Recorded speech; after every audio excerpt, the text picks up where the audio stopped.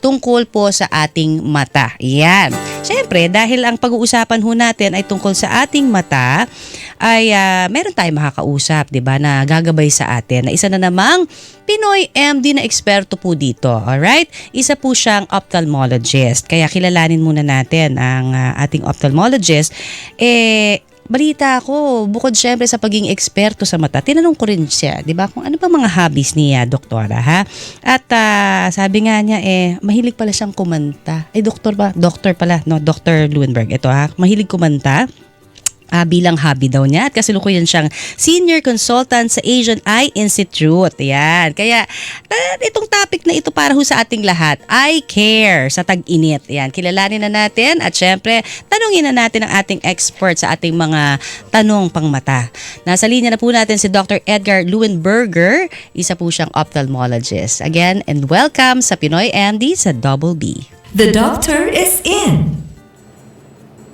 Good morning. Yes, how are you? Ay, mabuti po. Have me here again.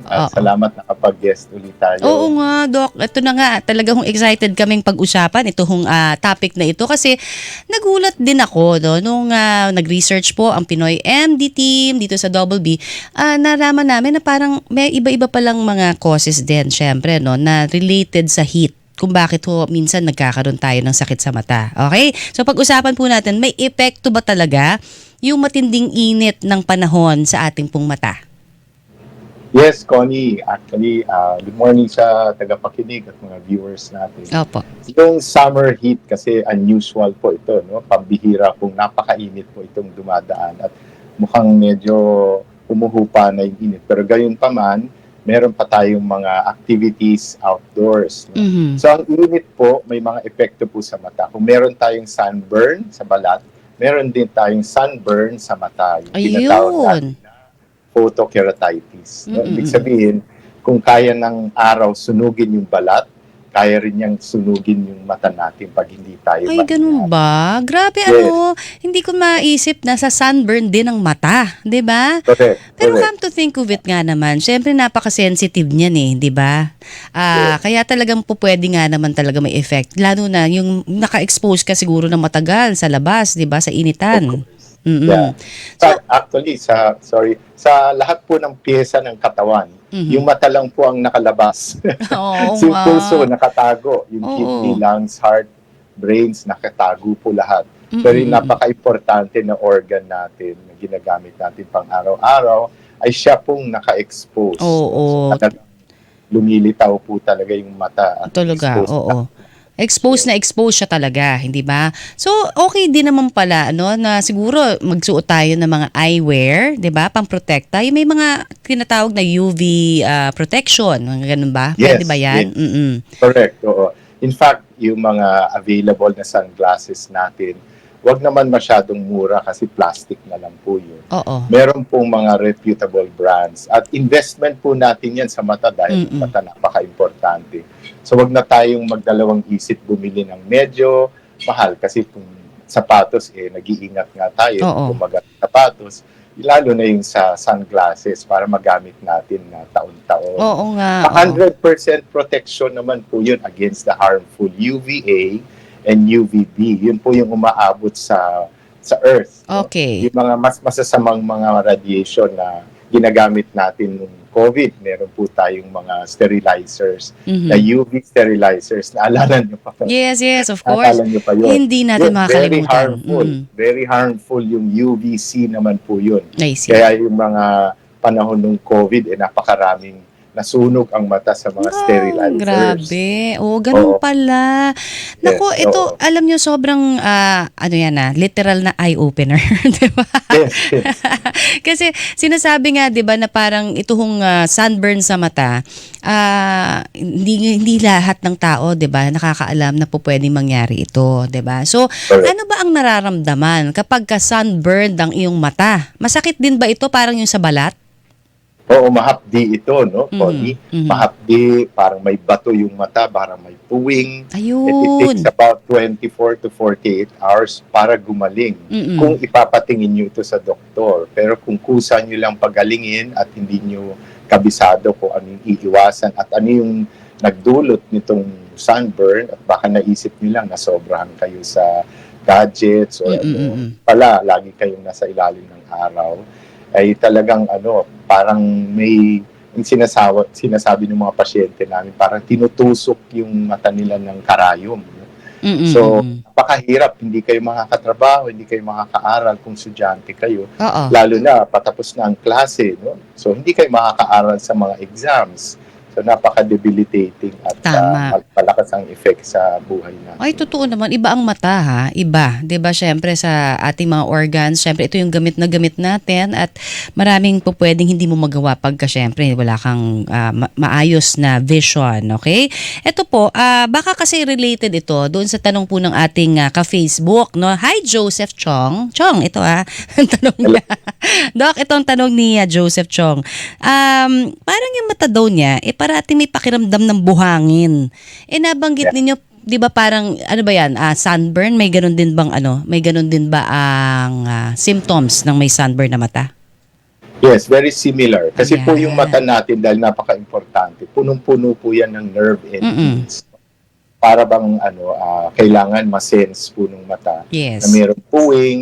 So pagka nag-dry po yan, nasunog sa mainit na apoy Okay. o UV rays ng araw, o nasobrahan sa gadgets, nag-dry ng husto ang mata, Pwede rin. na-expose yung nerve endings. At ang pakiramdam nun, parang may buhangin yung mata, parang napakarami pins and needles na I tumutusok see. sa mata. Ayun, okay. Kasi parang may ang daming tanong dito tungkol sa dry eyes Doc. Yes. Pag sinabing dry eyes, literal, nanunuyo na ang iyong mata? Actually, isa sa mga simptomas na dry eye, yung sobra tayong nagluluha. No? Ganun Kasi pala. nga, gumagawa kasi yung mata ng paraan para i-moisturize siya. So, dalawang klase yung luha na ginagawa ng mata. Yung isa, yung napakagandang luha, yung araw-araw na ginagawa kahit hindi tayo umiiyak. Meron laging moisture yun, yung good quality tears. Ngayon, pagka nasunog siya o nag-dry, ang ginagawa ng mata, gagawa siya ng luha, yung parang ginagamit natin pag umiiyak. No? So parang yung iyak na luha, sobra-sobrang dami yun at puro tubig lang po yun na po siya, wala siyang effect sa moisture ng mata. No? So yung pagluluha, simptomas po yun ng severe dry eye. No? So parang umaapaw na yung tubig na ginagawa ng mata. Okay. Wala siya masyadong tulong sa moisture. Ano ba ang ating magagawa? No? Kung halimbawa, tulo na yung luha. So, dry eyes pala na yon, hindi ba? So, ano po pwede hong magawa para maibsan yung pagdadry ng ating mga mata? So, Connie, ang importante, hanapin natin yung dahilan. No? During the summer, maraming causes ng dry eye. Unang-una, dehydrated tayo. No? Nagpapawis tayo. Yung sa ating baga, maraming moisture na lumalabas. So, pag wala na tayong masyadong moisture sa katawan, kulang na rin yung luha natin. No? So, isa yon. Pag lagi tayo nasa init, na-dehydrate, mas konti yung good quality tears. No? At anong ginagawa natin pag mainit? Lagi tayo nasa mall, sa air conditioning. No? So pag lagi tayo nasa loob ng kwarto na maraming aircon, electric fan, nagda-dry yung air. No? So ibig sabihin, pag nilagay mo yung sinampay mo sa isang kwarto na very dry, mabilis po siya mag-dry. Ganon din ang mata. Dry yung skin, dry yung throat, okay. Ehem tayo ng ehem, no? Tsaka yung mata natin, very dry, no? So ano pagka nasa loob tayo ng kwarto at nasa aircon, ang ginagawa pa natin, nagsi-cellphone tayo, nagko-computer, so humahaba yung screen time natin. So naghahalo-halo na yung cause ng dry eye. So paano natin ma-address? Unang-una, we can put artificial tear eye drops, no? Over the counter lang yung mga artificial tears. Sa mga senior citizen, kailangan nyo ng prescription para may 20% discount, no? So pagka masyadong mahaba ang screen time, nasa gadget tayo, computer, tablet, TV, maghapon na nunod ng mga telenovela, kailangan bawasan yung screen time. O mas madalas yung pagpahinga ng mata every hour, pinipikit natin ng 1 minute, no? Hanggang para tumagal yung moisture sa mata. How about, Doc, hydration? Inom ng tubig. Hydration, that's important. No? Within certain limits in moderation. Kasi may mga ibang pasyente, bawal din, lalo ni may kidney problem. Yes, tama. Or hypertension, no? So medyo increase natin yung pag-inom ng tubig, no? Mhm. Tsaka bawasan din yung sweets, no? Kasi sweets po are usually sa summer halo-halo, inumin Pati mangga, ice sweets. cream. Oo, bawasan din kasi yung sweets are pro-inflammatory. Ibig sabihin, Mm. pag kumain tayo ng maraming asukal, namamaga yung buong katawan natin. Mm, mm, mm. So, meron ding effect sa mata yung masyadong maraming matamis ang kinakain. Mapapansin nyo, pag kumain kayo ng napakaraming ice cream, in a few hours, medyo malagkit na yung luha ninyo. No? Tsaka yung lalamunan, medyo sticky siya. Yes. So, ganun Ang ganda na pag-uusapan natin, 'di ba? Yung mga koneksyon ng kinakain din natin sa mata. Kasi nga naman, parang 'di ba nakakapagtaka, 'di ba? May mga diabetic na nabubulag, 'di ba? Ayun, 'di ba? So, yun yung mga dahilan pala, too much sugar is bad for our eyes, 'di ba? So, ito po, sabi nga, ito mga tanong ho, kasama ho natin, mula pa ito sa Tagbilaran City, Bohol. Ayan, si Al Torion. Good morning. Bakit po, Dok? Napakakati daw ng mata niya pagising pa lamang niya sa umaga. At bawal ho ba daw kusutin ito kahit napakakati na? Okay, thank you, Al. Yung unang parte ng tanong, bakit napakakati? Maraming causes yan, no? Unang-una, napansin lang namin sa aming experience sa mga pasyente, pag una mataas ang screen time ninyo, ibig sabihin, maabot na kayo ng 10 hours a day from work, from leisure, at ginagamit na yung cellphone pang patulog, no? So, hindi pwedeng walang hawak na cellphone. Ultimo pagpasok sa CR, may dalang cellphone. No? So, pag mahaba yung screen time, lalo nagda-dry yung mata. No? So, medyo malapot na yung luha. At pagka-dry, gaya ng lalamunan, kung dry, makati. No? So, yung mata, mucous membrane din yun. Pagka-dry, makati rin siya. So, sa umaga, gagawa yung mata ng malapot na luha. So, hindi lang siya makati at masarap kusutin, kundi mahirap pa siyang buksan. No? Ay, sus. Malagkit. Kailangan hugasan mo, hilamusan mo pa para mabuksan yung mata. Pangalawang cause, no? Ngayon, uso yan ngayon, no? Yung pagka meron kayong kasamang pet sa kwarto. So, may iba. Guilty ako dyan. Katabi pa nila matulog. Ay, opo, yung ganun din aso, ako. yung pusa. Opo. Siyempre, marami po silang na-experience din katulad natin during the hot summer season. Nagsished sila. No?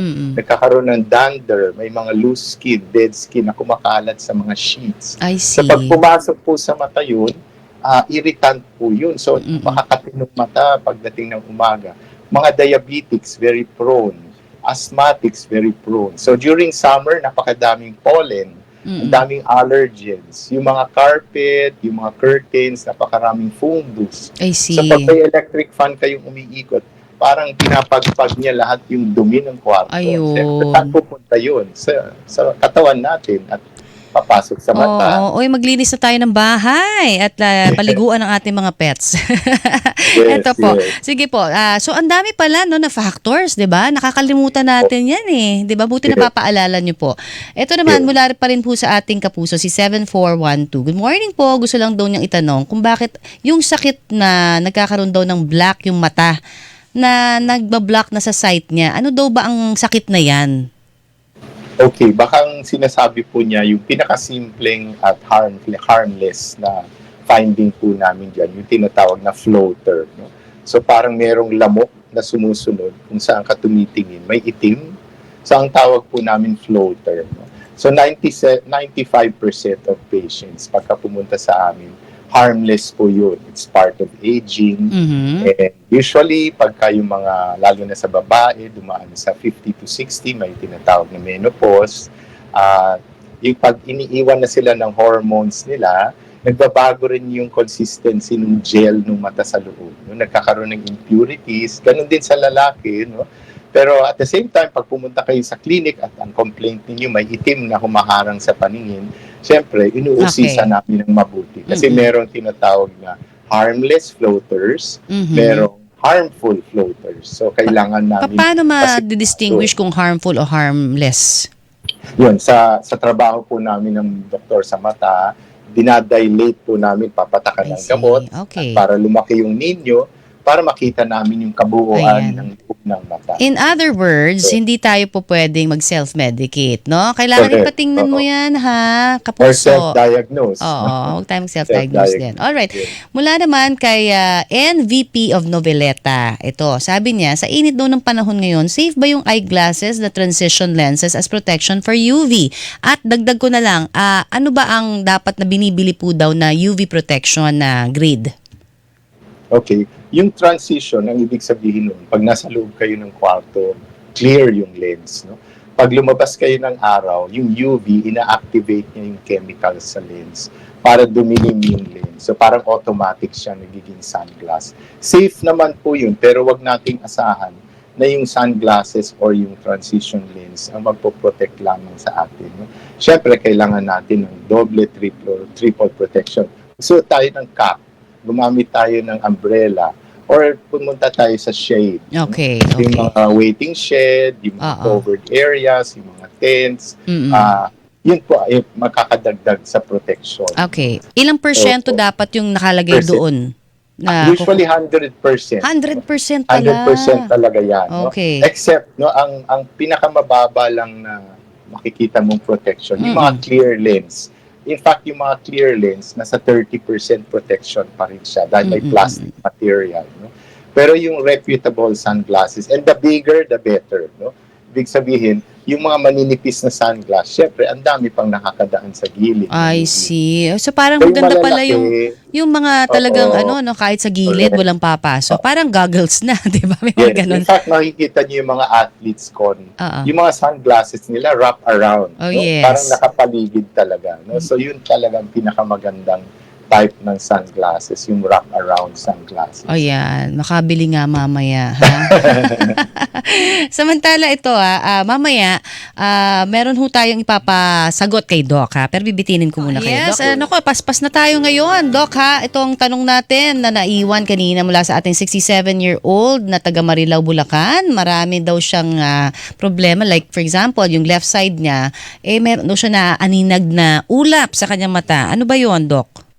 Yes, kadalasan, Connie, pag nasa 60s na tayo, ang ini-expect na natin, syempre, part of old age, yung cataracts. No?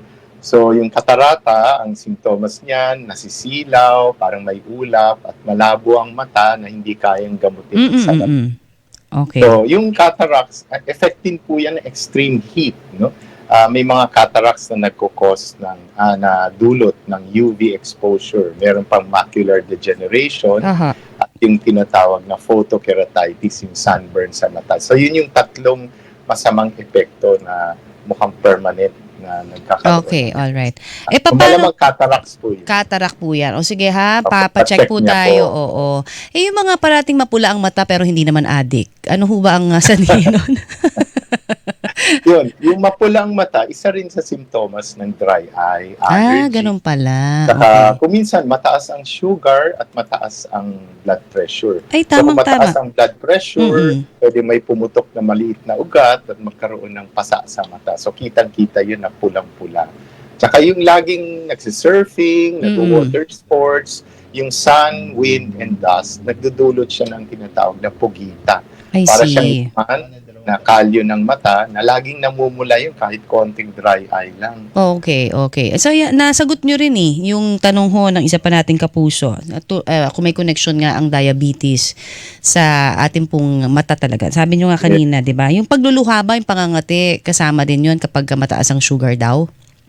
Yes, kasi nga pag mataas nga sugar, sinasabi natin na makaga yung buong katawan. Ayan. Lily, nasagot na ha? Saka kailangan pala ko, paalala ko lang, summertime is a time na maraming construction, nagmamasilya, nagtitimpla ng simento, nagpipintura. Pag meron po kayo sa paligid niyan, malamang yun din ang nakakadagdag ng pangangati, pagluluha, irritation. Yes. Yung paninigarilyo daw, bakit tuwing naninigarilyo daw siya, nagluluha siya?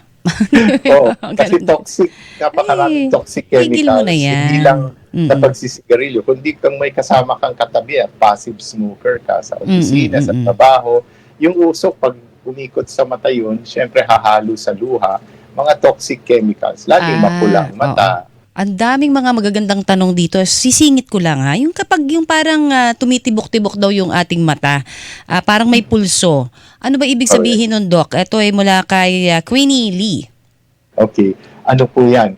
Maraming effect, no? Maraming causes. Unang-una, kung malakas sila magkape, no? Usong-usong kape ngayon, yung caffeine itself will cause twitching yung mata. Parang tumatalon-talon yung talukap natin. No? So, isa rin sa cause niyan, yung sobra-sobrang screen time. No? So, isa sa mga paraan na malaman na, isa sa mga sintomas ng overuse ng mata, yung naglalaban yung gising at yung pag inaantok na yung mata. Gusto mong gising ka, pero yung mata mo gustong matulog na. So, naglalaban yung mga nerves dyan. So, parang tumatalon-talon yung talukap. So, overuse yan or dry eye. Alright. Ito mga pinagsama-sama naming tanong ha? Sa ating pong segment na, Doc, totoo ba? Doc, totoo ba? Nakakatuwa itong mga tanong natin eh. Kapag napuwing, di ba karaniwan na yan na bata pa lang ako, practice na yan. Pinapahipan sa laway. Di ba? Oo nga. Tama ka, Connie. No? Itigil na natin yung practice na yan. Actually, nung bata ako, nahipan din yung Di ba? Lahat yata tayo eh. So, kung meron pong mga gum disease na puno-puno ng bacteria, lilipat po yun sa mata. No? Siyempre, ayaw naman natin na imbis na puwing lang yung ginagamot, nadagdagan pa ng infection. Oo nga naman. So, tigil na yan. So, wala nang ganon, di ba? So, pag napuwing, pwede bang tubig na lang ang pagtanggal? Yes, running bottled water ang pinaka-simple. Bottled water, okay. Huwag po yung sa gripo kasi nga madumi rin yun. Ayun, okay. Ito naman sa mga, mahilig mag-eyelashes dyan ng fake, diba? Kasi sinasabi dito, yung lalo na yung mga nagsiswimming na yung summer, diba? Naka-eye makeup, minsan may false eyelashes pa, diba? Para daw, pag nag-photoshoot, di syempre, maganda siya, diba? Okay lang ba daw yun, Doc? O rin ba yun? Nakaka-infect din ng mata. Yung labis-labis, syempre, na pagbabad sa mga public pools o kaya pagsusuot po ng makeup, yung ganyan. Unang-una yung false eyelashes, may po yung tinatawag na, yung ba tinatawag yung may lash extension? Iyan, iba pa parang yan. May glue, no? May glue, yes, tama. Yung may glue, meron pong curing time yan. Ibig sabihin, hindi kayo pwede pumunta sa salon, magpakabit ng lash extension. Tapos within 2 hours, nasa pool na kayo. Malulusaw po yan, no? Matatanggal. So, baliwala yung photoshoot niyo kasi bumi na yung eyelashes niyo. So, dapat antayin yun ng mga ilang oras, at least more than a day, para kumapit ng gusto yung glue. At syempre, unang-una gusto natin maganda itsura natin. So, pagka lumublog tayo sa mga pool, hindi po nagahalo yung chlorine at yung adhesives ng false eyelashes. Malalagas po yun, lalo na kung medyo maharot sa tubig, medyo nagsasplash, no? Tapos nagsiswimming ng husto, nag-water sports. Magkakaroon po ng effect sa adhesive. Aside from the fact na tinatrap din po niya yung mga harmful bacteria at parasites sa mga water, bodies of water. Ayan, sige, yun sa mga public pool, kasi syempre hindi maiwasan kung sino-sino rin doon. Pwede rin paalalahanan natin ng mga pwede makuhang sakit naman sa mata, di ba? Pagka tayo ay naglublog, tas madumi pala yung tubig. Yes. Kasi nga, halo-halo na yung mga tao that hindi nyo alam kung anong ginagawa nila pag nakalublog na sila. No? So, kahit may chlorine pa yan, marami pa rin bacteria at viruses na makukuha. In fact, yung chlorine itself will irritate the eyes. No? Mahapdi rin sa mata yung sobrang chlorine. Okay. Doc, totoo ba na may kaugnayan daw ang pagiging overweight sa pagkakaroon ng healthy eyes and clear vision? Very interesting question po. Kasi ano ba yung nauna? No? Kasi syempre, pagka overweight ka, ibig sabihin, marami ka sigurong kinain. No? So, ibig sabihin, yung paningin mo napakalinaw nung simula para makita mo yung kinakain mo at kung ano yung masarap, ano yung hindi. No? So habang dumadami na yung kinakain mo at naging overweight ka, pwede mag-lead to diabetes, pwede magkaroon ng mga ibang mga lifestyle diseases. No? So kailangan in moderation lang tayo lahat. Ayan, para beautiful ang eyes natin. Yes. Pag mataas ba daw ang sugar, mas lumalabo ang mata? Doc, totoo ba? Yes, oo. Actually, yung mga diabetic patients, may isa akong pasyente na 5 po yung salamin niya. No? Depende sa blood sugar niya sa araw na yun. Kasi habang nagpa-fluctuate yung sugar, medyo pag maganda ang sugar, maganda ang paningin. Pag Yes. napakataas ng sugar, alam nilang mataas ang sugar kasi malabo ang paningin nila. No? Oo. So, ibang salamin yung ginagamit. At medyo iba naiinis dahil hindi makuha-kuha ng clinic yung grado ng salamin. Ayan. Oo. So, pagka ganun na-fluctuate ang sinasabi namin, tingnan namin yung blood sugar ninyo. Baka yun Okay. naman po ang dahilan. May tanong din dito kung okay lang ba daw, Doc, na yung ating pong mga kapuso, di ba, hindi na sila nagpapatingin sa ophthalmologist. Ginagamit lang nila yung grado, halimbawa, na meron na yung kanilang kapitbahay, tiyuhin. Kasi lumilinaw daw parang akma naman sa kanila. Ano hong paalala ninyo? Oo, syempre, bawat pasyente iba, no? At napakaraming klaseng grado. Sa unang suot siguro nila, mukhang malinaw. Pero bigyan nyo ng 5 minutes, 10 minutes, sasakit Yan. na po yung ulo ninyo niyan dahil hindi tumata ninyo yung grado. Ayan. So, overall, ang ating pangangalaga po, very briefly na lang, at saka contact details ninyo sa mga nagtatanong, Devon. Doc, saan ba namin kayo pupuntahan? Okay. Ano po ako? Senior consultant po ako sa Asian Eye Institute. Ayan, naka-flash na. Yes. Punta lang Meron po tayo. akong clinic sa mga branches namin sa Trinoma, Mall of Asia at Rockwell. So Okay. doon po ako nagki-clinic. Pero meron din po kami sa Alabang, at sa Yan. Kapini. Ayun. Alright. Dr. Edgar Leuenberger, maraming salamat po sa inyong binigay sa aming oras sa Pinoy MD sa Double B para gumabay at maging beautiful ang aming eyes. Thank you po sa inyo.